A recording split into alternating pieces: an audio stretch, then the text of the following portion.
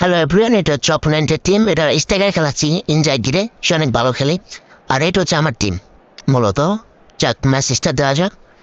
আজকের ম্যাচ জিততে হবে যে কোনো পর্যায়ে ভাই। তো খেলা শুরু হয়ে গেল, যেটা আমি একটা বল ফাস্ট খেলি। আমি ভাই ইদানিং সব থেকে বেশি বললাম বাজে খেলতেছি, মানে মূল পাস হয় আমার। এই যে একটা মিস্টেক করছি, কিন্তু আমার সিবি পজিশন অনেক ভালো, যার কারণে ফেসে গেলাম।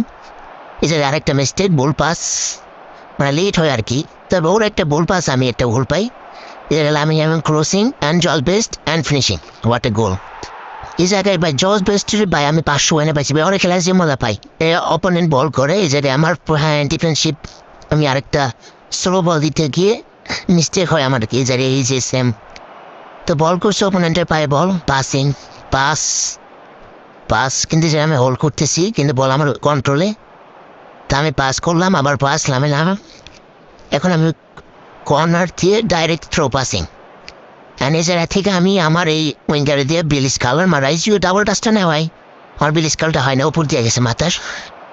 তো নেক্সট আরেকটা অ্যাটাক করি আমি। এই জায়গায় একটা এই অ্যাটাকে আমি একটা গোল পাই মূলত।